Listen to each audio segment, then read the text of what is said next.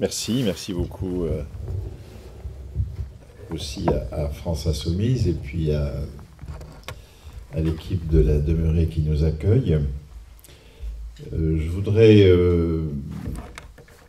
intervenir à partir du dernier ouvrage qui est paru jeudi dernier, qui s'appelle « Vaincre Macron » et que vous avez à votre disposition, enfin moyennant 10 €, dans le bar, dans la petite librairie que vous y trouvez, avec aussi des ouvrages de Fakir, je crois. J'ai écrit cet ouvrage parce que la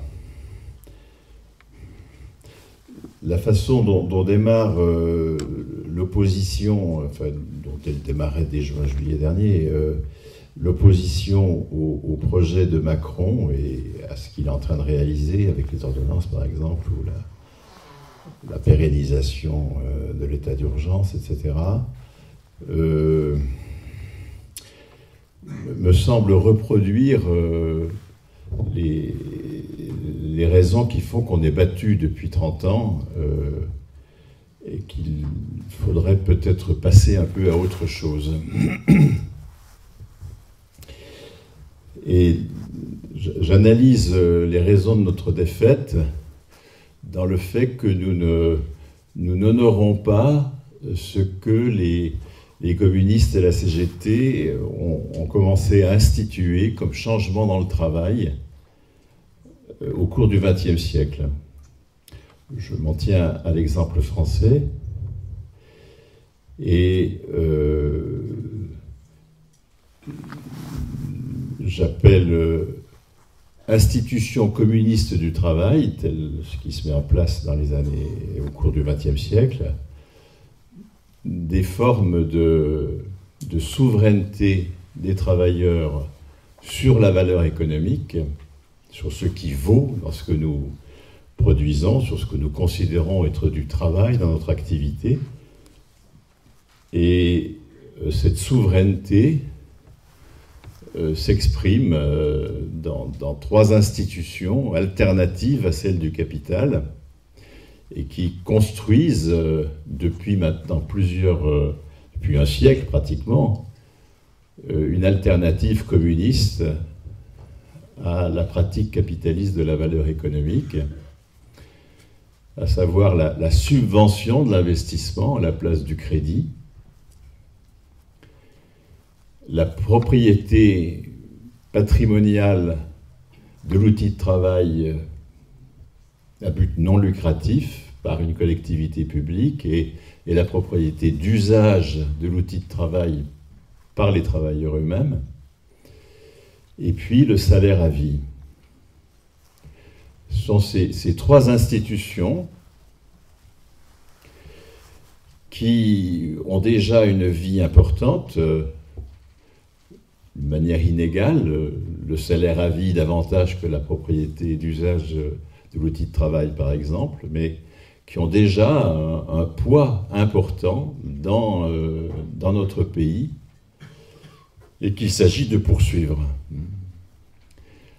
Je me situe comme historien je ne suis pas un historien professionnel, je suis économiste, je suis sociologue professionnellement, mais j'utilise la méthode historique dans mon travail pour faire un récit de notre histoire populaire qui restitue son caractère révolutionnaire. La révolution communiste, elle n'est pas devant nous. Elle est en cours. Comme dit Marx, le communisme, c'est le chemin par lequel nous sortons du capitalisme. Et le communisme, nous ne pouvons le définir que empiriquement. C'est pas une vision de la société, je ne sais trop quelle visée communiste, tout ça, c'est pas de ça qu'il s'agit. Il s'agit de constater, par un travail d'analyse historique, de constater comment, de fait, nous sommes en train de construire le communisme dans notre pays. Et cette histoire est plutôt glorieuse. Elle est aujourd'hui un peu abandonnée, et c'est bien par les organisations qui l'ont construite, et c'est bien là la cause de notre défaite. Et c'est à revenir à une dynamique d'un mode de production communiste que j'invite. Je vais prendre les trois institutions dont j'ai parlé. S'agissant de la subvention pour financer l'investissement, c'est un point tout à fait décisif, parce que dans le capitalisme, nous travaillons pour rembourser une dette. C'est à peu près la finalité essentielle de notre travail. Soit nous sommes travailleurs indépendants, nous nous endettons, un paysan a plusieurs centaines de milliers d'euros d'endettement entre 30 et 40 ans, et le Crédit Agricole a calculé les remboursements de sorte qu'il est tout remboursé quand il prend sa retraite, donc il a bossé toute sa vie pour rembourser un endettement. Ça, c'est le travailleur indépendant, et les travailleurs en entreprise sont dans la même situation, sauf que c'est l'entreprise qui s'est endettée pour financer l'investissement, et les travailleurs travaillent pour financer le remboursement de l'investissement. Nous travaillons pour rembourser une dette, et une dette vis-à-vis de parasites, soit cet investissement a été financé par du prêt tiré d'une accumulation préalable de profits par des propriétaires lucratifs qui, après avoir ponctionné une partie de la valeur que nous produisons, l'avoir centralisée dans un portefeuille financier, nous prêtent ce qu'ils viennent de nous piquer, et puis il faut ensuite leur rembourser. C'est quand même ça la logique fondamentale du prêt. Ce sont des piqueurs qui prêtent. Personne, par son travail, ne peut avancer 3, 4, 5, 10 millions. C'est forcément une prédation qui rend possible le crédit. Ou alors c'est une banque qui fait un crédit, qui crée de la monnaie, par endettement, et c'est ensuite notre travail qui va être ponctionné pour pouvoir rembourser cette création monétaire. Donc dans les deux cas, le capitalisme repose sur l'endettement des travailleurs, et il les tient par l'endettement, pas que par l'endettement, mais aussi par l'endettement. Or, il n'y a pas besoin de s'endetter pour investir, puisque un investissement en 2017 va générer en 2018 plus de travail, ou du travail plus productif, et donc plus de valeur économique, et une partie de cette valeur supplémentaire peut être cotisée, affectée à des caisses d'investissement gérées par les travailleurs eux-mêmes, qui vont subventionner en 2018 un investissement nouveau, lequel en 2019 générera plus de travail ou du travail plus productif, et donc une valeur supplémentaire qui pourrait être cotisée dans des caisses gérées par les travailleurs qui, en 2019, subventionneront de l'investissement qui, en 2020, etc. Un investissement, c'est toujours trois choses. C'est une avance d'argent, un pari que cette avance trouvera sa contrepartie dans une valeur supplémentaire, sinon l'argent serait purement inflationniste, et puis un retour quelconque qui permet de financer l'investissement nouveau l'année d'après. Dans le crédit, l'avance est faite par des piqueurs qui viennent de piquer ou qui vont piquer. Dans la cotisation-subvention, l'avance est faite sur la base d'une cotisation sur une partie de la valeur créée. Toute la valeur créée ne doit pas aller aux biens de consommation, une partie doit aller aux biens de production, bien sûr. Et la valeur nouvelle sera elle-même l'objet d'une cotisation qui permettra de subventionner et de poursuivre le cycle. Donc le cycle cotisation-subvention à la place du cycle profit-crédit, c'est précisément ce que nous avons mis en place à grande échelle pour financer un certain nombre d'équipements, de production, la production de santé par exemple. Lorsque, entre 1958 et 1975, nous modifions, mais radicalement, notre appareil de santé, en transformant des mouroirs en hôpitaux, en démarrant par les CHU, par le cœur du dispositif, où on lie université et hôpital, et puis ensuite, ça c'est de 58 à 66, 67, à peu près. En 70, c'est les hôpitaux psychiatriques qui relevaient de l'aide sociale, qui se mettent à relever de l'assurance maladie. De 70 à 75, ce sont les hospices qui viennent des hôpitaux locaux avec des créations de lits actifs partout. Cette mutation formidable de l'appareil de production de soins, hein, c'est de la production, bien sûr, c'est 10% du PIB, c'est énorme. Hein. C'est fait sans appel au marché des capitaux, c'est fait sans crédit, c'est fait sans prêteur. Ça s'est fait par une subvention rendue possible par la hausse de la cotisation maladie, qui fait que l'assurance maladie a été assez dotée pour subventionner l'investissement hospitalier.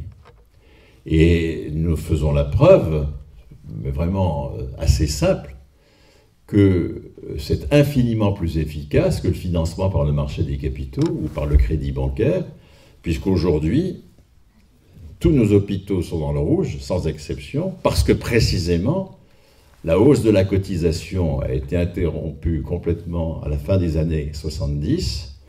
Nous sommes restés au taux de cotisation d'il y a maintenant 40 ans. Et du coup, l'investissement hospitalier ne peut plus être honoré par une hausse du taux, et l'est par un appel au marché des capitaux ou par des partenariats publics-privés qui sont de véritables catastrophes économiques. Donc, nous avons fait la preuve qu'il est bien plus efficace, hein, et on n'a pas fait la preuve ça marginalement, on a fait la preuve sur une des productions essentielles dans un pays, la production de soins. Nous avons fait la preuve qu'il est bien plus efficace de financer l'investissement par subvention que par crédit. Et donc, être à la hauteur de ce que nos anciens ont fait, c'est arrêter de revendiquer, par exemple, un pôle public de crédit, hein, de proposer qu'il y ait un pôle public de crédit, ce qui légitime le crédit, hein, c'est continuer à rendre illégitime le crédit, à faire campagne sur l'illégitimité de la dette. Il n'y a aucune raison de s'endetter pour investir. Nous avons fait des campagnes qui commencent à faire réfléchir l'opinion sur l'illégitimité de la dette publique. Si on supprimait la dette grecque, comme on l'a fait pour les Allemands en 1953, ça marcherait beaucoup mieux, etc. Mais en revanche, nous n'avons pour le moment aucun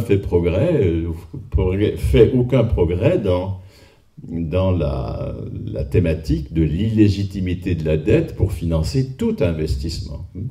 Parce que nous ne sommes pas fidèles à notre propre histoire. Alors, être fidèle à son histoire, c'est d'abord la connaître, bien sûr, et on ne peut pas attendre de l'université ou des médias qu'ils nous enseignent notre histoire, bien sûr, qu'ils nous enseignent le récit du capital, mais à nous d'être en capacité de construire le récit de notre histoire populaire. Hein. Bien sûr, la lutte de classe passe entre autres par le récit de l'histoire. Et une classe dirigeante a bien sûr intérêt à nier qu'il y ait une quelconque alternative et que nous ayons pu construire une quelconque alternative. Elle nous adore comme victimes, mais elle nous déteste comme révolutionnaires, bien sûr. Et si nous sommes dans la solidarité avec les victimes, si notre fonds de commerce c'est la solidarité avec les victimes, nous sommes évidemment dans l'impuissance. S'agissant de la propriété, ben vous voyez bien que si vous financez un investissement par subvention, vous ne travaillez pas pour forger vos chaînes, vous ne travaillez pas pour, en remboursant, renforcer la puissance du parasite qui a ponctionné pour vous prêter de l'argent qu'il avait piqué. Et vous êtes en capacité de poser l'outil de travail comme la propriété patrimoniale d'une collectivité publique. C'est le cas de l'hôpital, qui est une propriété patrimoniale d'une collectivité publique. Collectivité publique ne voulant pas dire puissance publique, c'est pas l'État. Hein. La Sécu, c'est pas l'État, par exemple. Ça peut être tout type de collectivité qui, sans but lucratif, est propriétaire patrimonial de l'outil. Parce qu'un outil, c'est deux choses. C'est à la fois quelque chose dont on se sert, ça c'est la propriété d'usage, et puis c'est quelque chose qui vaut, c'est un patrimoine. Et donc il s'agit de bien voir que dans la propriété patrimoniale lucrative, lorsque l'entreprise appartient à un propriétaire lucratif, nous n'avons aucune propriété patrimoniale, bien sûr, mais également aucune propriété d'usage. C'est ce propriétaire-là qui va décider de ce que nous faisons, puisque c'est lui qui a avancé l'argent pour que nous puissions travailler. Donc nous n'avons aucune propriété d'usage de l'outil, ce n'est pas nous qui décidons de ce qui va être produit, où ça va être produit, comment, par qui, etc. Nous n'avons aucune prise sur ces décisions. Nous allons être sollicités pour le concret de notre travail, on va solliciter notre inventivité, etc., etc. Mais en revanche, sur les décisions majeures qui concernent la production de valeur, nous sommes totalement exclus, parce que nous sommes exclus de la propriété patrimoniale. Donc, multiplier la propriété d'usage de l'outil de travail par les travailleurs eux-mêmes, que ce soit les travailleurs qui décident de ce qui se fait avec un outil, quelle que soit sa taille, aussi bien une boulangerie de quartier que la SNCF, bien sûr. Que ce soit les travailleurs eux-mêmes, les travailleurs concernés qui décident, pas forcément tout seuls. Par exemple, la SNCF, ça engage des choix d'aménagement du territoire, des choix énergétiques considérables. Ça ne peut pas être les seuls cheminots qui en décident. Il faut que ce soit les cheminots qui en décident, bien sûr, mais aussi des représentants des usagers, des élus, une chose comme ça, sans doute, dans la composition de l'instance de décision. Mais pour qu'il y ait donc propriété d'usage de l'outil, encore faut-il que la propriété patrimoniale soit non lucrative par des collectivités publiques qui remettent en toute propriété d'usage l'outil à un collectif de travailleurs. Eh bien, c'est ce que nous avons commencé à faire. J'ai donné l'exemple de l'hôpital, mais en même temps, c'est spectaculaire, en même temps que nous donnions à l'hôpital sa fonction de production de soins, ce qui n'était pas le cas du tout avant, nous avons construit un collège ou un lycée par jour, entre 65 et 75. Pendant 10 ans, nous avons construit, multiplié 365 par 10, nous avons construit près de 4000 collèges et lycées en 10 ans, sans faire appel au marché des capitaux, au crédit, à tout ça, par une hausse de l'impôt. C'est-à-dire, si nous socialisons la valeur, alors je ne dis pas que la décision par l'État est démocratique, il y a beaucoup à poursuivre pour aller vers une production communiste dans laquelle ce sont les travailleurs qui décident. Mais déjà nous sortir du carcan de la propriété patrimoniale lucrative, que la propriété de l'outil en termes de patrimoine soit le fait de collectivités publiques, et que ces outils soient confiés en pleine propriété, c'est-à-dire en pleine capacité de décision, en pleine propriété d'usage à ceux qui les utilisent, c'est quelque chose que nous avons commencé à faire. Et c'est la seule réponse à la mondialisation du capital. La seule réponse à la mondialisation du capital, c'est que nous soyons les maîtres de l'outil. Parce que l'outil, il est là. Et puis c'est nous qui avons les capacités de le faire fonctionner. Donc tant que nous n'en sommes pas propriétaires, nous pouvons faire tous les plans que nous voulons sur une bonne politique, avec du bon crédit, un bon État bien soutenu par des manifs dans la rue, par des citoyens éveillés. Tout ça, c'est de la blague. Hein. Le fondement dans un capitalisme mondialisé qui n'a aucune concession territoriale à faire, vous n'êtes pas content, je m'en vais, dans lequel nous ne pouvons pas du tout espérer faire des compromis territoriaux à l'échelle de la nation. C'est impossible. Impossible. La solution est nécessairement beaucoup plus radicale que celle que nos pères ont pu pratiquer, mais c'est bien dans la ligne de ce qu'ils ont déjà commencé à construire qu'il faut faire, c'est de nous emparer de l'outil. Il n'y a vraiment pas d'autre solution. C'est sortir le capital du financement de l'outil de travail et en confier la propriété patrimoniale à des collectivités publiques et la propriété d'usage aux travailleurs concernés eux-mêmes, et nous avons déjà commencé. S'agissant enfin du salaire à vie, si je reprends donc les trois institutions communistes du travail, la subvention de l'investissement par des cotisations, dans des caisses gérées par les travailleurs eux-mêmes. Je rappelle que le régime général a été géré par les travailleurs eux-mêmes jusqu'en 1967, pendant 20 ans, avec des directions de caisses qui étaient élues par les travailleurs eux-mêmes, hein, donc avec un dispositif de direction élu, donc un mode électif de direction, toutes choses qui sont des modèles que nous pouvons... Et à l'échelle macroéconomique, on n'est pas dans la marginalité du ici et maintenant alternatif. On est dans une entreprise macroéconomique de production communiste. Communiste, c'est-à-dire dans lequel nous sommes comme personne, en tant que personne, souverains sur le travail, sur la production de valeur.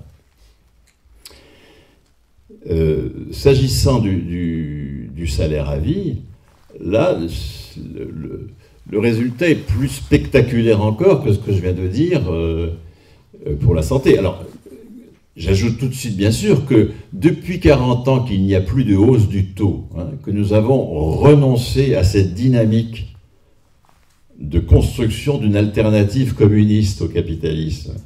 Bien sûr que les soignants sont en grande souffrance, les hôpitaux sont exsangues, évidemment, mais c'est bien la preuve, par le contraire, hein, que le mode capitaliste de production est un désastre et que nous avons déjà un mode de production communiste qui, dans les années 50, 60, 70, a fait la preuve de sa très grande efficacité, au contraire. Hein. Et c'est pourquoi la mémoire, le récit de notre histoire populaire est un enjeu de classe tellement important. Il est absolument fondamental que la mémoire de ces victoires soit complètement enterrée pour la classe dirigeante. S'agissant du salaire à vie, actuellement, le tiers des plus de 18 ans ont un salaire à vie, peu ou prou. Le salaire à vie, c'est au moins le fait que le salaire ne puisse pas ni être supprimé, ni baisser. Qu'il stagne éventuellement, mais qu'il soit en permanence attaché à la personne, et non pas au poste de travail. puisque c'est le fait que le salaire est attaché au poste de travail qui génère le chômage. Pas de poste, ben chômage. Seul l'attachement du salaire à la personne nous sort de l'autre chantage capitaliste. Le premier chantage capitaliste, c'est le chantage au prêt, c'est le chantage au crédit. Et le second chantage capitaliste, c'est le chantage à l'emploi, qui peut être complètement transposé dans le chantage fait sur des auto-entrepreneurs. Les travailleurs indépendants sont beaucoup plus exploités que les travailleurs salariés, puisque les travailleurs salariés se sont organisés collectivement pour border l'exploitation, alors que des travailleurs indépendants, eux, sont à leurs pieds et poings liés au capital. C'est la forme traditionnelle de l'exploitation capitaliste, c'est le travail indépendant. C'est contre le travail indépendant que le salariat s'est constitué. La forme dominante du travail au XIXe siècle, c'est le travail indépendant. Et il y a une émancipation du travail en le sortant de l'indépendance. Pourquoi? Parce que l'indépendance, c'est l'indépendance assurée vis-à-vis d'un prêteur, d'un fournisseur ou d'un client. Un travailleur indépendant, il est tout sauf indépendant, bien sûr. Il a une forme d'indépendance de son travail concret. Il fait ce qu'il veut concrètement, oui.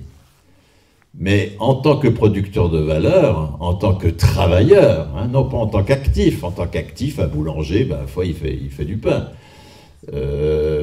Mais en tant que producteur de valeur, il produit de la valeur pour le minotier. C'est le minotier qui tient la chaîne du pain et le boulanger ne récupère qu'une toute petite partie de la valeur qu'il crée. D'ailleurs, c'est un métier où on meurt jeune, exténué, et où les minotiers, eux, sont en très très bonne santé et très longtemps.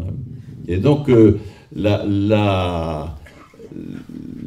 lorsque je parle de chantage, c'est un chantage capitaliste, c'est le chantage par le marché du travail ou le chantage par le marché des biens et services. En bon représentant du capital, Macron a comme projet d'encourager le travail indépendant, parce que le capital sait que c'est celui qui l'exploite le plus facilement. Le salaire à vie, c'est un salaire qui nous fait sortir du chantage, soit du marché des biens et services, soit du marché du travail, pour être reconnu comme producteur de valeur. Il concerne qui, au terme de toutes les conquêtes communistes du XXe siècle en France? Il concerne les fonctionnaires. La loi Thorez, ministre communiste qui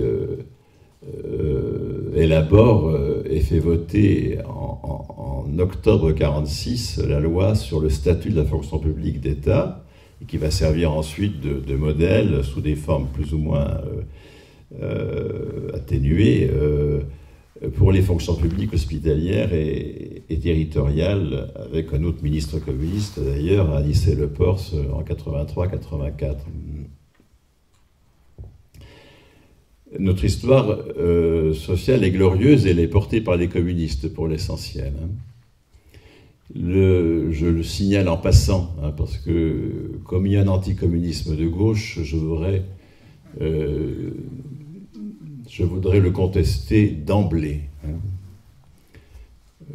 L'anticommunisme de gauche, c'est une arme maîtresse du capital. Et donc,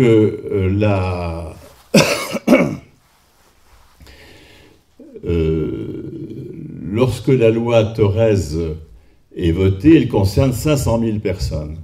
Aujourd'hui, 5 500 000. J'insiste sur ces progrès du communisme chez nous. Parce que nous sommes depuis 30 ans dans la défaite, nous avons une vision de notre histoire qui est entièrement faussée par le sentiment de la défaite dans laquelle nous sommes. Alors 30 ans de défaite, c'est long à l'échelle d'une vie, je suis tout à fait d'accord, mais c'est pas long à l'échelle d'une révolution du mode de production. La révolution d'un mode de production, c'est séculaire, parce qu'on ne change pas une société par décret. Et donc,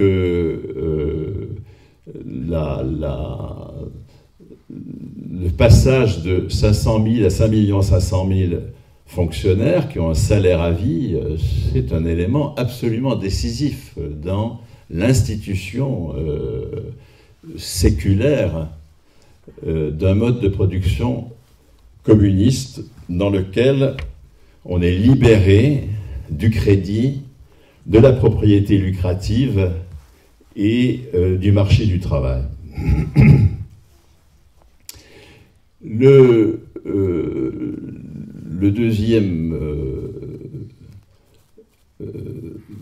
façon dont le communisme se construit à travers le salaire à vie, c'est le régime général de sécurité sociale, qui concerne là tous les travailleurs et pas seulement les fonctionnaires. Le régime général de sécurité sociale, c'est une invention totalement révolutionnaire qui se construit en 1946, c'est-à-dire dans le moment extrêmement court où il y a 5 ministres communistes sur des strapontins. Ce qu'on donne à des communistes, vous voyez, le travail, la santé, puis démerdez-vous avec ça. Évidemment, pas la justice, pas l'économie, pas les affaires étrangères, pas la présidence du Conseil, rien de tout cela. Les communistes sont victorieux aux premières élections législatives d'après-guerre, en novembre 1945, ils ont 30% des voix, et De Gaulle leur concède 5 strapontins. Lui-même est tellement excédé de devoir confier des postes ministériels à des communistes qu'il démissionne dès janvier 1946, et veut devenir un opposant farouche à ce gouvernement. Et puis, c'est comme d'habitude, les anticommunistes de gauche qui acheveront le boulot. C'est Léon Blum qui, en décembre 1946, élimine les communistes du gouvernement pour faire un gouvernement et ses filles au monocolore et s'empresser d'aller négocier à Washington l'anticipation du plan Marshall. Donc, nous avons une fenêtre de tir communiste au pouvoir. Il faut de temps en temps être au pouvoir pour changer la loi, c'est quand même aussi un moment important. Mais vous voyez, c'est 1 an sur des strapontins. Ça suffit, ça peut suffire. Pas besoin de prendre le pouvoir. On ne prend le pouvoir que lorsqu'on a changé le régime économique. La bourgeoisie prend le pouvoir à la fin du XVIIIe siècle. Depuis le XIVe, elle s'est employée à changer le régime économique. Elle est passée de la féodalité au capitalisme. La prise de pouvoir, c'est quand le boulot économique est fini. C'est pas avant, jamais. Si on pense que faire la révolution, c'est prendre le pouvoir puis ensuite changer l'économie, là, on est dans un schéma qui historiquement n'est jamais vérifié et qui ne peut donner que des catastrophes. Donc la participation au pouvoir est bien sûr nécessaire pour qu'il y ait des institutions alternatives qui soient protégées par la loi, c'est donc très important, bien sûr, mais en aucun cas la prise de pouvoir n'est la condition d'un changement révolutionnaire. On ne change la société qu'en changeant le travail, comme le dit très justement la CGT. Changer le travail pour changer la société. Alors changer le travail, c'est pas changer le travail concret, c'est pas la révolution informationnelle, c'est pas tous ces machins-là, ça ne change rien du tout. Ça donne les GAFA, ça donne pire. Mais changer le travail, c'est changer le travail abstrait, c'est changer le travail producteur de valeur, c'est changer les institutions de la production de valeur, c'est-à-dire le régime de propriété et le statut du producteur. Et je suis là au statut du producteur. J'ai montré comment nous avons commencé déjà un régime communiste de propriété, très contesté bien sûr, en permanence. Je montre comment nous sommes en train de changer le statut du producteur, comme l'a fait la bourgeoisie. Elle est passée du servage aux travailleurs libres sur le marché du travail. Eh bien, nous sommes en train de passer du marché du travail aux salariés à vie. C'est ça la révolution communiste du travail, telle que nous sommes en train de la faire. Et si nous sommes dans la défaite depuis 30 ans, c'est parce que nous ne continuons pas à faire ce que nos anciens ont commencé à faire. C'est cette réinscription de notre action dans la dynamique communiste dont nous sommes porteurs qu'il s'agit de faire. Il ne s'agit pas d'inventer l'eau chaude ni de chercher midi à 14h. Il s'agit de réinscrire nos pas dans ceux de nos anciens. Le régime général tel qu'il se construit en 1946 contre le reste de la Sécu est pléthorique en 1945, il y a plein de sécurité sociale partout, c'est pour ça qu'on nous raconte qu'elle est créée en 1945, hein.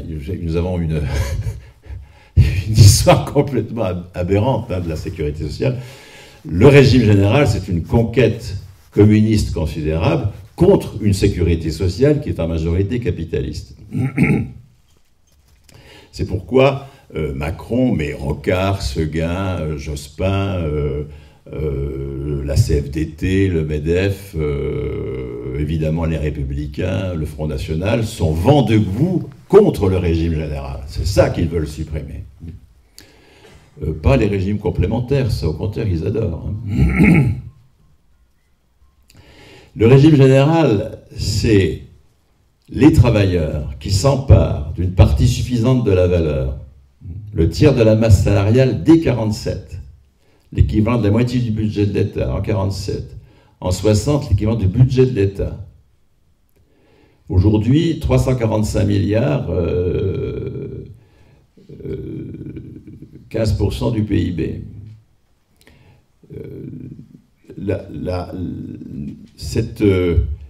Cette part de la valeur que nous ne gérons plus, hein, puisque l'enjeu de lutte de classe a été de nous ôter évidemment la gestion de l'affaire, puisque la classe dirigeante, c'est pas ses sous qu'elle protège, c'est son pouvoir, bien sûr. Hein. C'est son pouvoir sur le travail. Donc, qu'est-ce que nos anciens ont fait? Ils ont, quand je dis anciens, je dis aussi anciennes, mais bon, on a un vocabulaire français un peu compliqué. Je ne vais pas dire nos anciennes et nos anciens, parce que bon, il y a un moment où ça devient un peu lassant, mais je vais dire nos anciennes maintenant pour éviter de passer pour un sale mec. Donc, qu'est-ce que nos anciennes ont fait? On s'empare par cotisation d'une part suffisante de la valeur, on la gère nous-mêmes et on produit autrement. La révolution, c'est produire autrement, c'est changer le travail. C'est pas passer de la 5e à la 6e République, ça ne change rien du tout. Les Anglais ont toujours la même constitution, ils ne sont pas pires ni mieux que nous. Nous, on a la manie de changer, mais sur le fond, ça ne change rien. On change la société en changeant le travail. C'est le cœur exclusif du changement. Et le travail abstrait, le travail en tant que producteur de valeur. Qu'est-ce qu'ils ont fait? Qu'est-ce qu'elles ont fait, nos anciennes?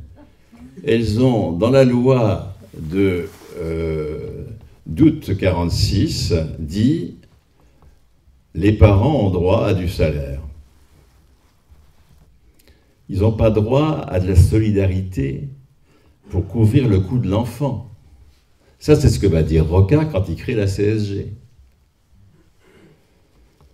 Ils vont dire, les parents ont droit à du salaire. Ils ont droit à 225 heures pour 2 enfants, 225 heures par mois de l'ouvrier spécialisé de la métallurgie. À l'époque, les ouvriers spécialisés de la métallurgie faisaient moins de 225 heures par mois. C'est-à-dire qu'ils ont droit à un salaire qui fait qu'ils sont considérés comme plus productifs que les ouvriers de la sidérurgie, de la métallurgie, les parents. Voilà ce que fait la loi Croizat, voilà ce que font nos anciennes. C'est-à-dire que elles sortent le travail du carcan du capital. Jusqu'alors, n'avaient droit aux allocs que les parents qui étaient au boulot. Vous étiez chômeur, chargé d'enfants, pas d'alloc. En arrêt de maladie, chargé d'enfants, pas d'alloc. Retraité chargé d'enfants, pas d'alloc. La loi Croizat dit, on déconnecte complètement les allocs de l'emploi, complètement. C'est plus lié du tout à l'emploi. Et c'est du salaire. C'est ça la force de cette loi.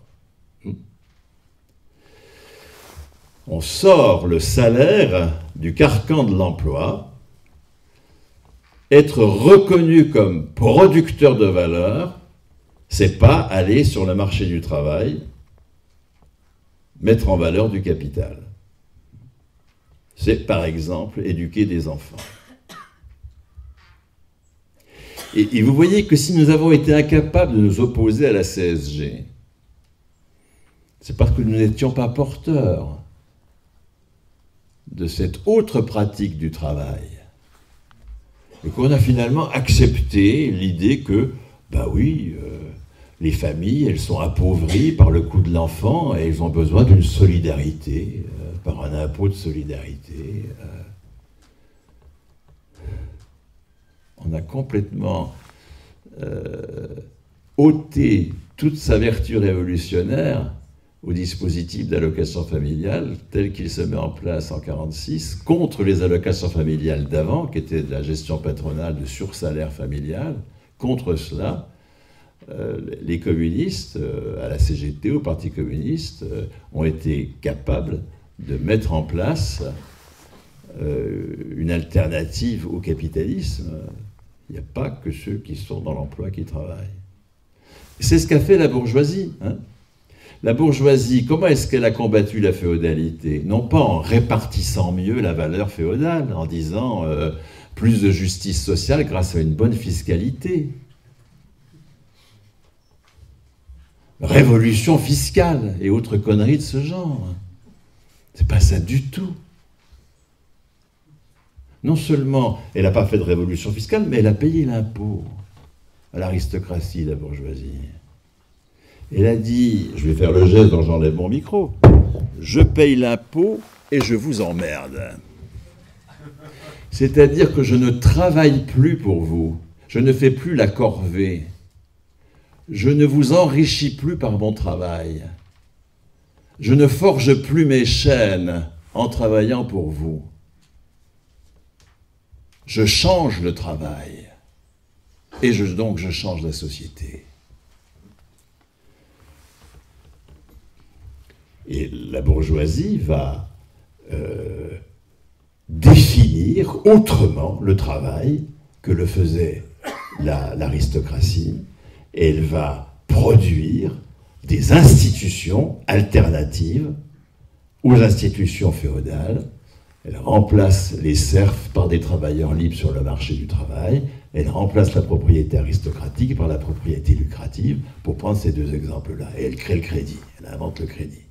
Donc, pour financer l'investissement. Donc, ce sont ces institutions qui ont été construites de façon séculaire et qui ont changé le travail. Et notre responsabilité historique à nous, c'est de faire la même chose, bien sûr. Nous avons une classe révolutionnaire qui a réussi, c'est la bourgeoisie. Nous faisons pareil. Ils nous enseignent beaucoup de choses. Changer la société, c'est changer la valeur économique. Changer sa définition, changer sa production.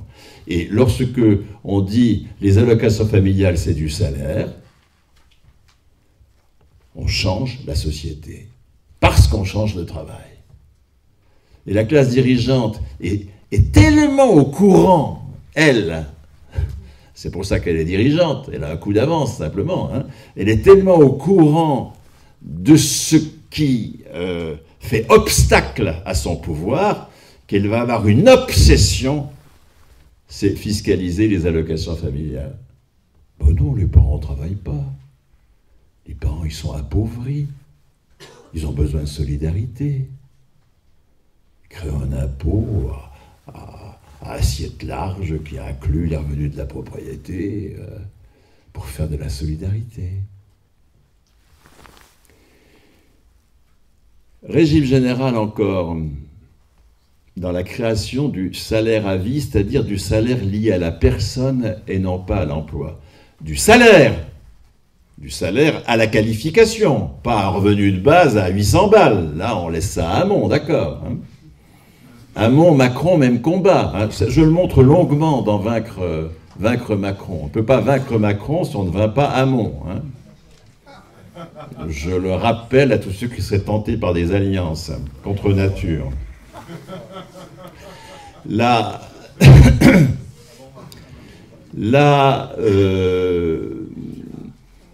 mais je n'ai pas le temps d'expliquer ça. Posez-moi la question, je vais faire comme De Gaulle, posez-moi les questions qui me permettront de dire ce que j'ai à dire. Mais en tout cas, achetez le bouquin, parce que les bouquins ne se vendent pas tout seuls. 10 €. Bon, là, je fais du teasing simplement, d'accord. Donc, bon, alors, revenons aux choses sérieuses. Quoique vendre des bouquins, c'est quand même très sérieux. Les bouquins de sciences sociales se vendent à 700 exemplaires actuellement en moyenne. Nous bossons comme chercheurs pour être lus, enfin lus, achetés, il faut déjà qu'on soit acheté, achetés par 300 bibliothèques et puis par 400 individus qui achètent dans des librairies, dans tout l'espace francophone. France, Suisse francophone, Belgique francophone, Canada francophone, Afrique, 400 exemplaires en moyenne dans les librairies. Voilà. Voilà l'état de la question. Il serait temps que ça change parce que on ne peut... Tant qu'on n'a pas une confrontation longue à une pensée qui résiste, on ne se cultive pas, on n'apprend rien. Or, l'Internet, ça n'est jamais la confrontation longue à une pensée qui résiste. Donc ça, il n'y a que le bouquin qui donne cette confrontation qui nous fait changer. Merci. C'est comme... Bravo. Ça m'évoque cet Américain qui, lorsque... comment il s'appelait, un président démocrate des années 90, Bill Clinton, dit j'ai créé plein d'emplois au cours de ma mandature. Il y en a un qui a dit oui, moi j'en ai 5, dit-il. Merci en tout cas pour votre soutien dans ma bataille du livre. Moi, je suis un communiste vieille méthode, comme vous voyez, je mène la bataille du livre encore.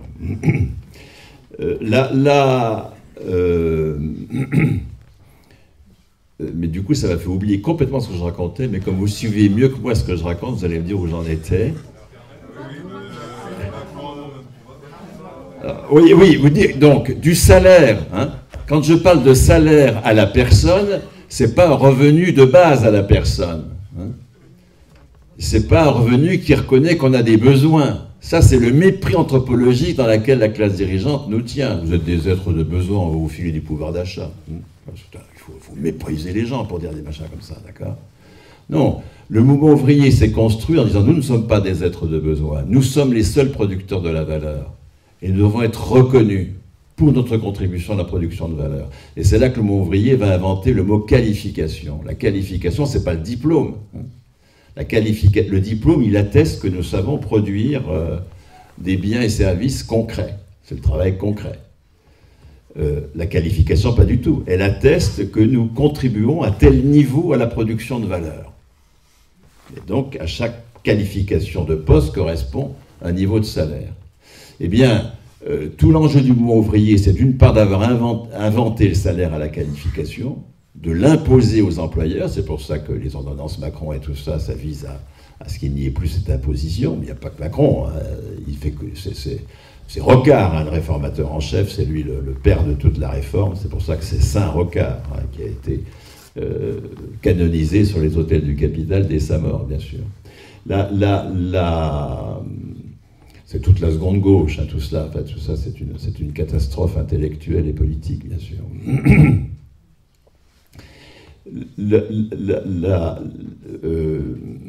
Mais je fais trop de digressions polémiques, alors que la polémique ne sert à rien, je veux me le dire, vous voyez, j'arrive pas à me sortir de ce démon. Je reviens à mes moutons. Ce que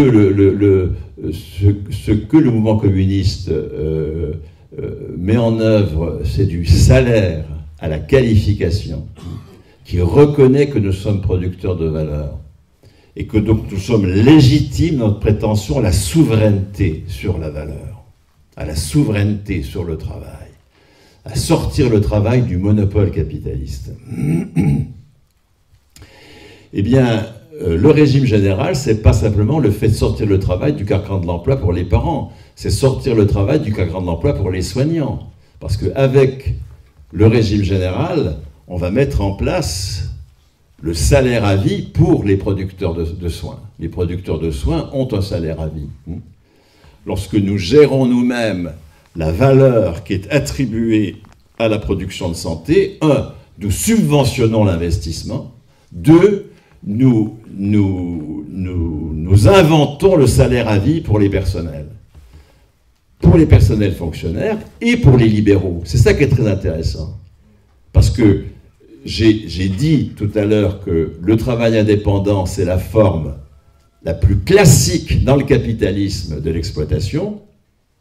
C'est contre le travail indépendant que le salariat s'est constitué pour border l'exploitation capitaliste.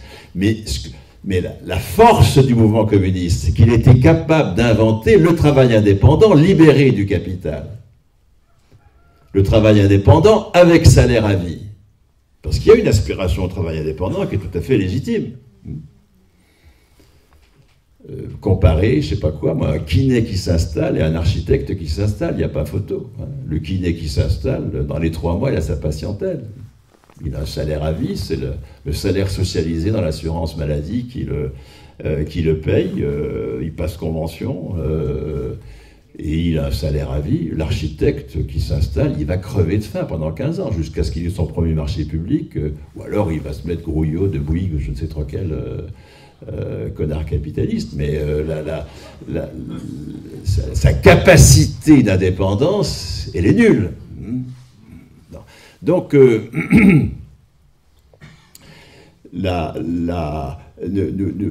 nous inventons, lorsque nous nous approprions nous-mêmes une part suffisante de la valeur dans une cotisation, que nous gérons nous-mêmes, alors nous sommes en capacité d'inventer une pratique communiste du travail avec salaire à vie, y compris pour des travailleurs indépendants.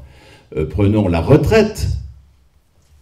La retraite, c'est le lieu d'une lutte de classe considérable. Ce que font nos anciennes en 1946, qu'est-ce qu'elles font? Elles disent, le retraité a droit à un pourcentage de son meilleur salaire. Elles ne disent pas, le retraité a droit à la contrepartie de ses cotisations. Ça, c'est ce que dit le capital. Le capital va construire la Girc-Carco. Avec EFO, je le signale au passage aussi, parce qu'on a beaucoup d'adversaires quand même dans la vie. Et EFO va donc, dans les années 50, construire l'ARCO comme alternative capitaliste au régime général.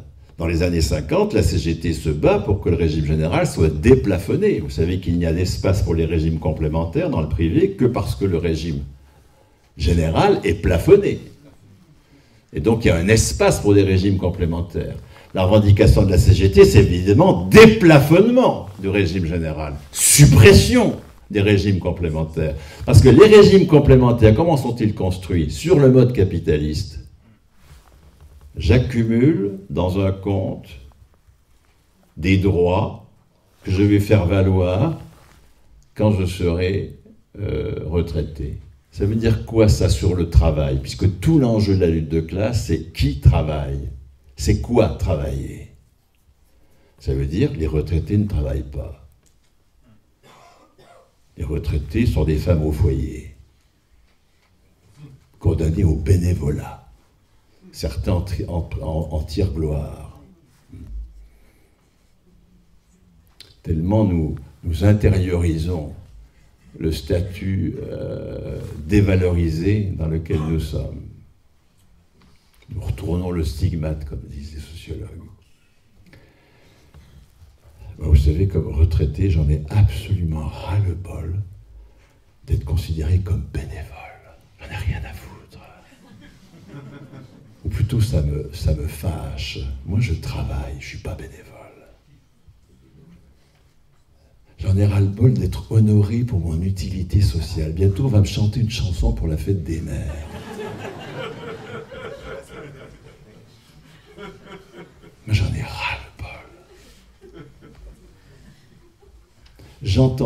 je récuse cette césure biographique où à partir d'un certain âge, ben, on n'est plus productif. Oh bon, on a assez travaillé.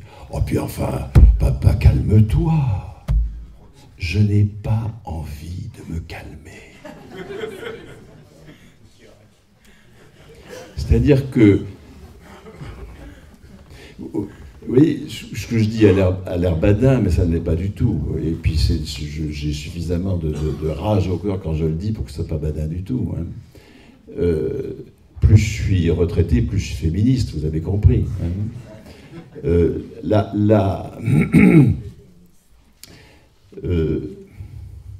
Dans le capitalisme, le travail, non pas le travail concret, hein, le fait que je sais enseigner, bon, le fait que d'autres savent être caristes ou infirmières, mais que le travail en tant que production de valeur qui nous donne pouvoir.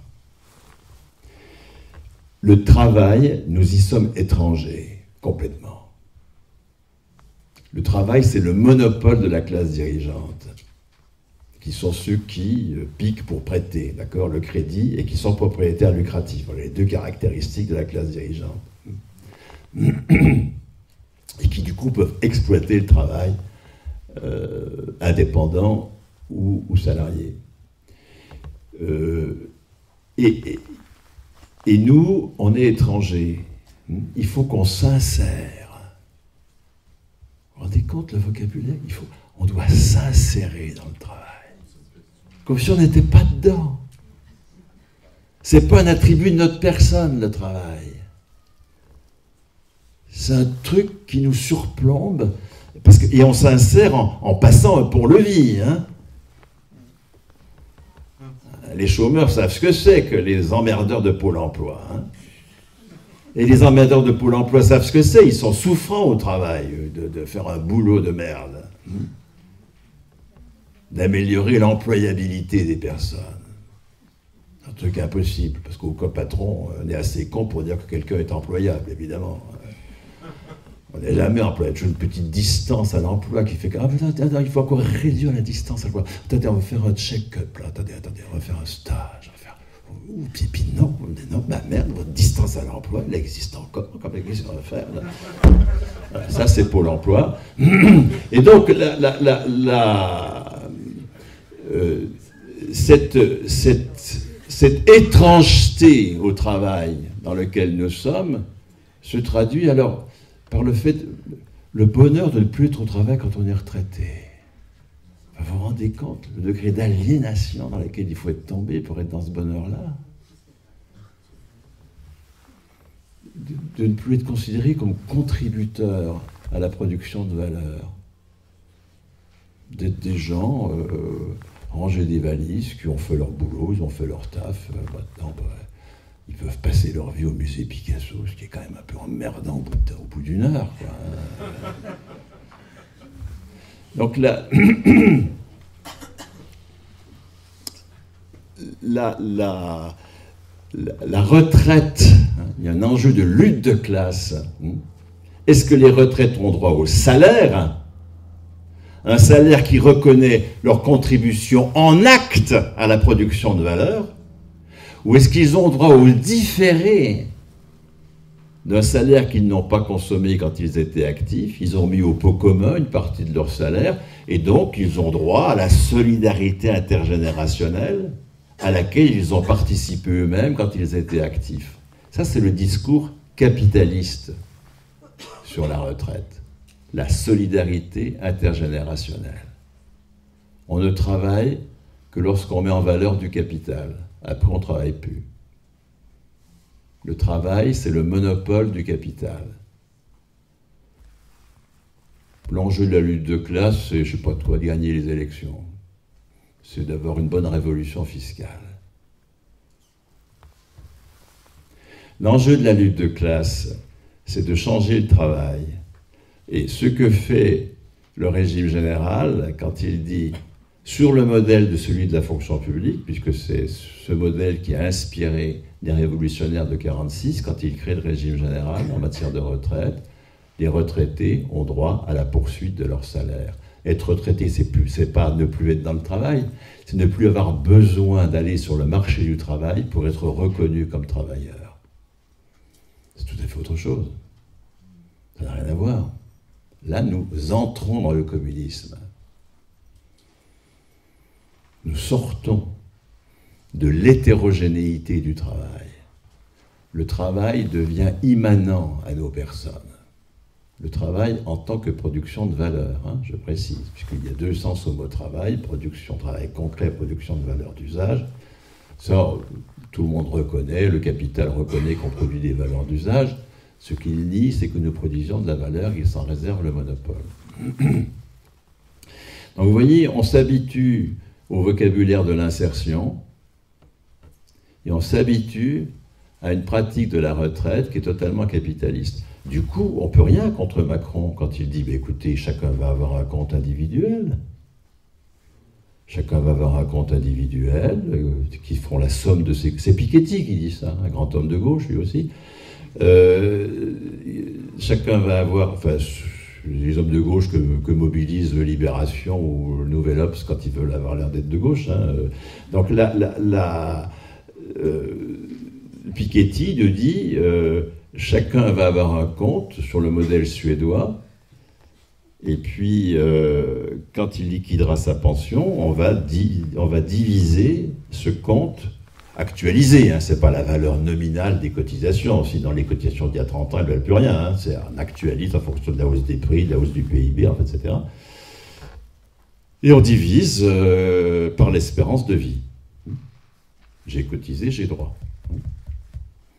La somme des pensions doit être égale à la somme des cotisations. C'est ça, c'est la solidarité intergénérationnelle. J'ai été solidaire par mes cotisations, je dois récupérer ma solidarité à travers les cotisations actuelles des actifs. Moi, je suis un militant discipliné, hein, j'ai dû distribuer des tracts, mais je ne les lis pas, hein, je ne veux pas me faire de mal. Et puis manifester derrière des banderoles, oui à la solidarité intergénérationnelle, c'est-à-dire oui au discours capitaliste sur le travail. Non, les retraités ne travaillent pas. Oui, il n'y a que ceux qui se soumettent au capital qui travaillent, c'est ça que ça veut dire. Oui à la solidarité intergénérationnelle. Il faut réfléchir quand même à ce qu'on fait quand on dit des choses de ce genre. On tue une deuxième fois les anciennes qui ont créé le régime général. Donc, la lutte de classe en matière de retraite, c'est est-ce qu'un retraité a droit au différé de ses cotisations ou est-ce qu'un retraité est en train de représenter la pratique communiste du travail dans laquelle on est libéré du marché du travail tout en ayant un salaire qui nous reconnaît comme producteurs. Ça, c'est ce que fait le régime général. Et si nous prenons le chômage, même topo, hein, qui naît un peu plus tard, lui, mais qui naît aussi toujours dans cette mouvance d'une classe ouvrière à l'offensive, avec les militants communistes de la CGT pour l'essentiel. Il n'y a pas que, je suis d'accord, mais c'est quand même eux qui sont le fer de lance de tout ce dispositif pendant des décennies. Et on ne construit rien, je le précise aussi parce que je suis ici, hein. On ne construit rien de progressiste en France sans et contre le Parti communiste. Rien. Qu'est-ce que font donc les inventeurs du chômage? Ils disent quelqu'un qui n'a pas d'emploi a droit au salaire. Alors, la première conquête, c'est 33% du salaire brut. C'est pas énorme. Mais dans la lutte des années 60 et 70, on arrive à 57% du brut en 79. Nous y sommes toujours. 57% du brut, c'est 70% du net. On n'a pas bougé depuis. Puisque nous n'avons plus de pratique de hausse du taux de cotisation, de revendication, de proposition de hausse du taux de cotisation. Donc là, on a un outil extrêmement intéressant qui sort là aussi, le salaire, de l'emploi. Quelqu'un qui n'a pas d'emploi a droit au salaire. C'est la revendication des intermittents du spectacle. Entre deux cachets, nous avons droit au salaire. C'est une revendication des... J'étais avec des saisonniers cette semaine, des saisonniers. Nous avons droit au plein salaire entre deux saisons. C'est la revendication de la CGT, hein, Sécurité sociale professionnelle, maintien du salaire entre deux emplois jusqu'à ce qu'on trouve un emploi à salaire équivalent. Bien. Donc on est là, avec le chômage, là aussi, dans les prémices d'une pratique communiste du travail. La lutte de classe, ça va être pour la classe dirigeante, dire, mais non, un chômeur, il n'a pas droit à du salaire. Ça, c'est de la dépense passive. Il faut activer les dépenses. Un chômeur, il a droit à ce qu'on améliore son employabilité. Il a droit à l'emploi, le chômeur, pas au salaire. L'idéal de la vie, c'est l'emploi. Vous voyez, et là vous avez le discours de la CFDT, du MEDEF, enfin de ceux qui gèrent le pôle emploi depuis 92 ensemble.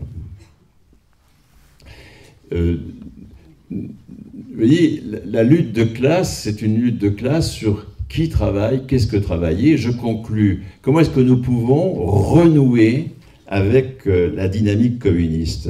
Oui, j'ai mis le mot communiste sur la table, hein, parce que si nous avons toujours le communisme, soit c'est du passé ailleurs, soit c'est de l'avenir, ça ne nous donne aucun tremplin pour l'action. Ce qu'il faut, au contraire, c'est faire le récit du communisme en cours de construction chez nous. Chez nous, je retire, hein, je laisse ça au Front National. Des fois, on fait des conneries de langage aussi, mais en cours de construction, dans une tradition révolutionnaire qui est notre identité nationale, précisément. Cette tradition révolutionnaire. Et qui permet de construire politiquement la nation, comme le rappelait Coquerel ce matin. Autrement que sur Jeanne d'Arc, Clovis et autres Bilvézé. Donc la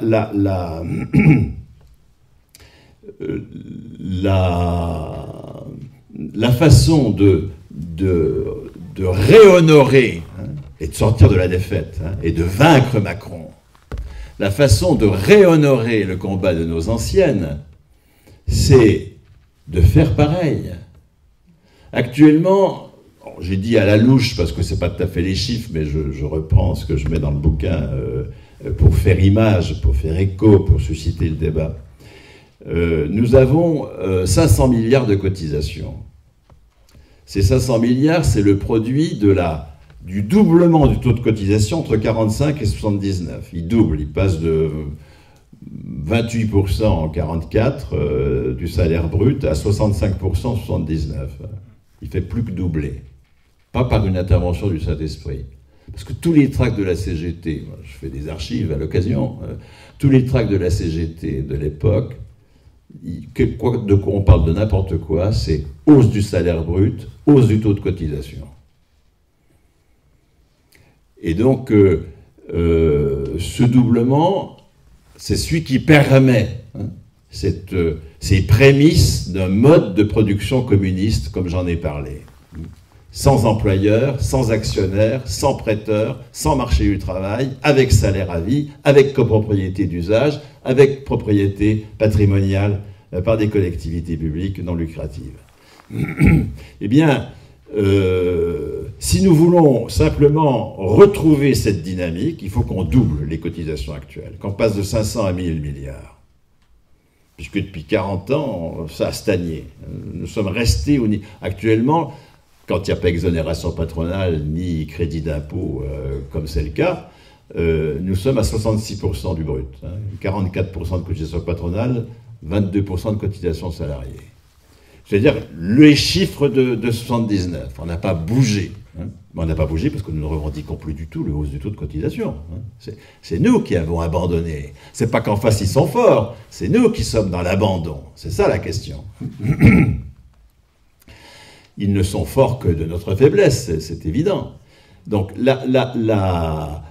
doubler 500 milliards, c'est 40% de la valeur ajoutée marchande, puisque nous avons 1300 milliards de production de valeur marchande.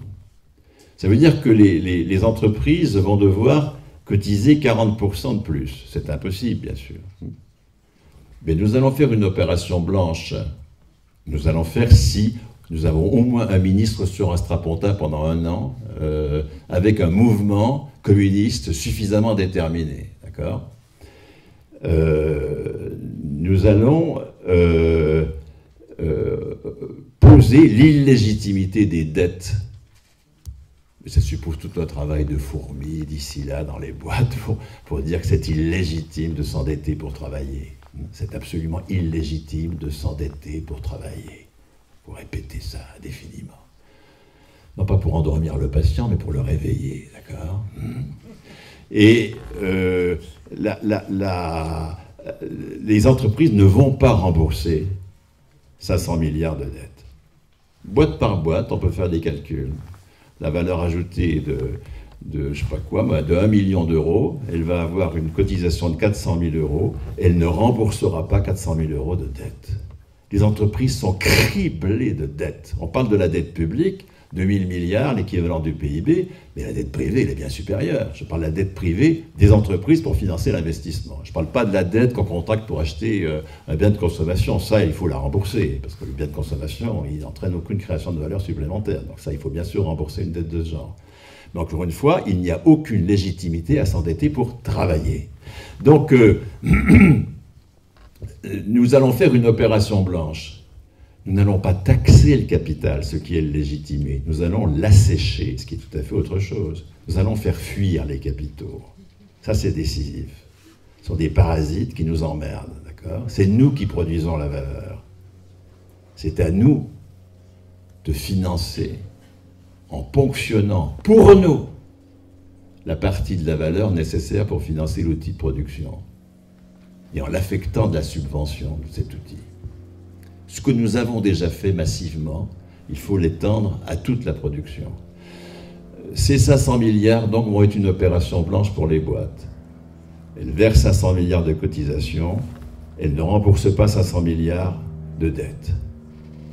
Nous commençons à faire... nous nous affrontons, hein, pas dans la rue, pas en submergeant Paris. Nous affrontons là où il est le capital. Et qu'est-ce que nous allons faire de ces 500 milliards ? Nous allons en affecter la moitié à l'investissement, la moitié au salaire à vie. La moitié à la subvention de l'investissement. L'investissement actuellement, c'est 400 milliards selon l'INSEE par an, dont 100 milliards de construction d'immeubles qui sont tout sauf des biens de production. Ça sert à enrichir des spéculateurs, mais certainement pas à produire. Donc, en fait, l'investissement productif, c'est 300 milliards. Vous voyez, avec 250 milliards, on assume pratiquement tout l'investissement productif actuel.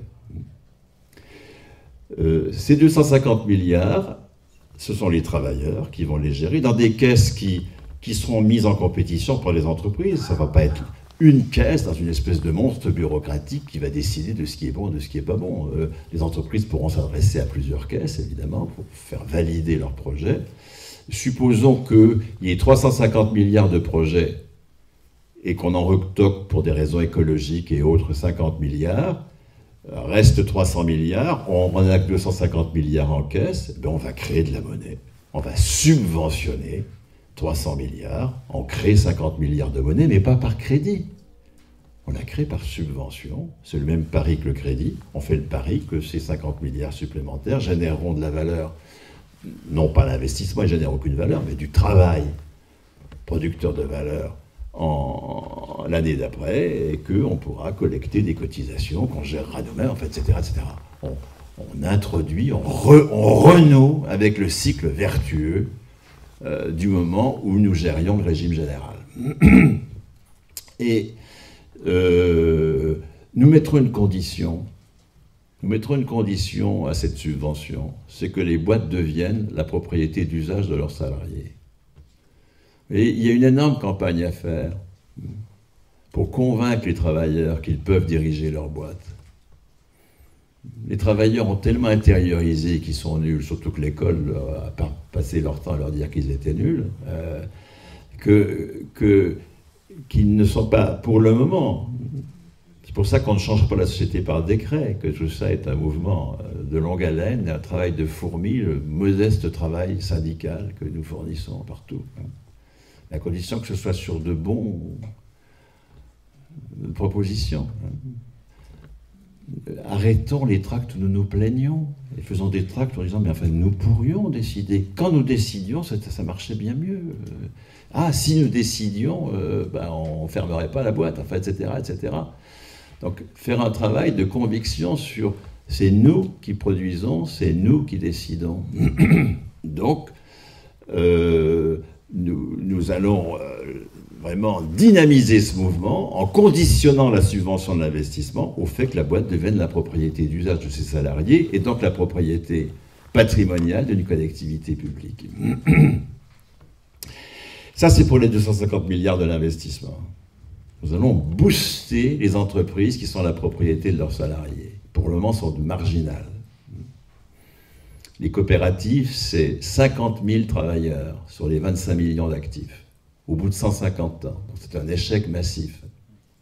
Le modèle est intéressant, mais le capital l'a maintenu complètement dans l'échec. Et ce n'est pas l'économie sociale et solidaire à la Macron, je dis à Macron, je pensais à Monde, enfin c'est pareil, qui va changer quoi que ce soit. Tout ça, c'est du flan. Les 250 autres milliards, mais nous allons étendre encore ceux qui sont en salaire à vie.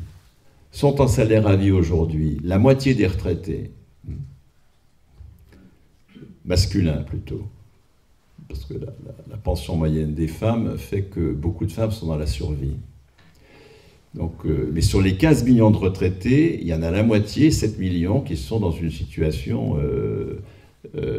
proche de leur salaire. Donc nous sommes 5,5 millions de fonctionnaires, 7 millions de retraités sur les 15. Ajoutons les salariés à statut, SNCF, RATP, etc. Et ajoutons également les salariés de branches dans lesquelles le poids syndical a permis d'imposer un droit à carrière. Si vous prenez la chimie, la banque, le travail social, enfin un certain nombre de branches, eh bien, lorsqu'on quitte un poste, c'est pour un poste plus qualifié, ou au moins aussi qualifié. Quand on change de boîte à l'intérieur de la branche, bien sûr, si on quitte, c'est foutu, eh bien, on est embauché au moins au niveau que l'on vient de quitter. Donc, il y a une forme de salaire à vie. Pas complète, puisqu'il y a un risque du chômage, puisque le salaire reste attaché à la personne, au poste et non pas à la personne. Mais vous voyez qu'il est indirectement attaché à la personne, à travers le fait que quand on change de poste, c'est forcément pour un poste au moins aussi qualifié que le précédent. Quand on additionne tout ça, on arrive à 17 millions de personnes. Nous sommes 50 millions de plus de 18 ans. Le tiers des plus de 18 ans a déjà un salaire à vie. Il s'agit de passer du tiers à 100%. Salaire à vie pour tous. Précisément, comme droit politique, pour bien montrer, c'est ça l'important, bien montrer que nous ne sommes pas étrangers au travail, que le travail, c'est nous. De même que le fait que nous ne soyons pas étrangers à la décision politique s'est traduit par un droit de suffrage, pour lequel, à très juste titre, les gens disaient au XVIIIe siècle, comment vous allez confier le droit de délibérer politiquement à des manants, à peine illettrés, enfin, etc., etc. Ça a suscité la même réaction que suscite la revendication, hélas non faite, ça c'est un peu le problème, d'un droit politique au salaire qui s'exprime à 18 ans par l'attribution à tous du premier niveau de qualification, quel que soit son passé scolaire, quel que soit son handicap.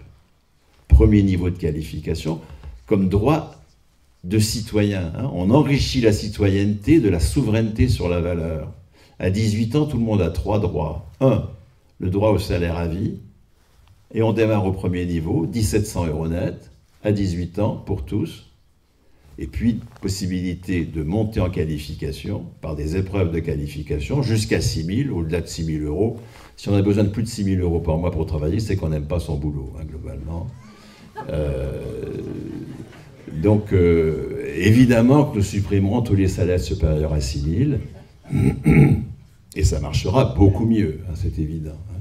Ça fera fuir quelques têtes brûlées, mais ça, c'est pas grave. Hein. On n'a pas besoin de ceux qui ont... Enfin, ceux qui ont besoin de plus de 6 000 € par mois pour bosser, c'est que d'un côté ou d'une autre, c'est des salauds. Hein. Donc, c'est des DRH qui ont fait faire un tel sale boulot de merde qu'il faut bien les payer pour que, comme Muriel Pénicaud, ils puissent licencier 900 types chez Danone en encaissant 1 200 000 de stock options. Ça, d'accord, ça, mais que ces gens-là s'en aillent, ouf, hein, il faut un peu envoyer des gens à Coblence, hein, s'il vous plaît. Donc, là... Là, dès qu'on veut couper des têtes à France Insoumise, ça marche. Ça m'embête un peu, à vrai dire. C'est pas vraiment mon truc, c'était une envolée un peu inutile. C'est dommage que ce soit ça qui soit applaudi. Je vois que je suis à France Insoumise et ça me gêne un peu, je dois dire. Bon, donc, alors, je continue. Moi, je suis communiste, vous voyez. Je suis révolutionnaire et je ne fais pas couper de tête, c'est pas le problème. Hein, c'est de changer le travail. Nous allons utiliser donc 3 droits à 18 ans. Hein, droit au salaire à vie, droit d'être titulaire de son outil de travail et donc de décider de ce qu'on en fait.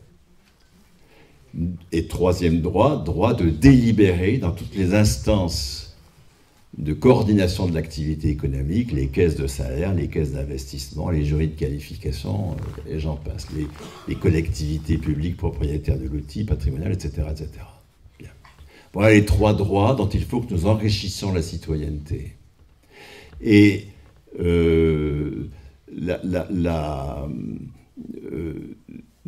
ces 250 milliards, nous allons pouvoir les affecter à honorer la revendication de la CGT, hein, maintien du salaire à 100% entre 2 emplois, à durée indéterminée, jusqu'à ce qu'on retrouve un emploi équivalent.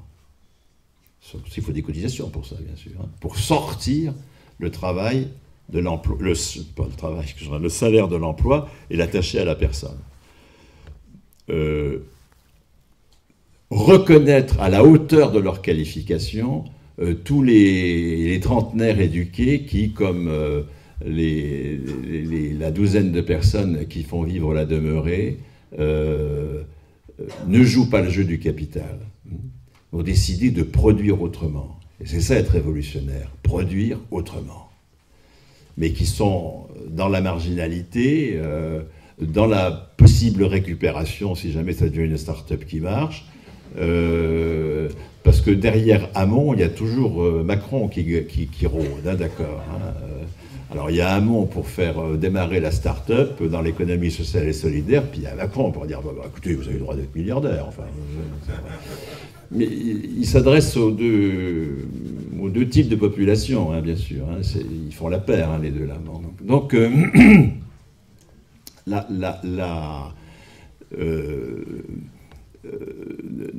nous allons affecter du salaire à vie à tous ces dissidents. Et ça représente pas, là on n'est pas à 1700 € par mois, on est davantage, en fonction de leur niveau de qualification, bien, qui leur sera attribué par des jurys. Bon. Pour ça aussi, il faut des cotisations. Donc nous allons sortir toutes ces entreprises alternatives de la marginalité.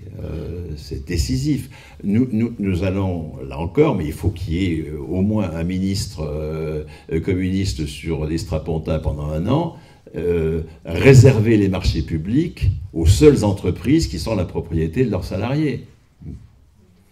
Mais là, nous coupons l'herbe sous le pied du capital de façon magistrale. Les groupes capitalistes n'existent que par les marchés publics. Ne que. Donc dès lors que nous leur interdisons les marchés publics, que nous les réservons aux entreprises qui sont la propriété de leurs salariés, vous voyez que nous donnons de l'air à toutes ces alternatives décisives, d'accord, tout en affaiblissant le capital. Jamais en le taxant. On n'a jamais changé le capitalisme par l'impôt. Jamais.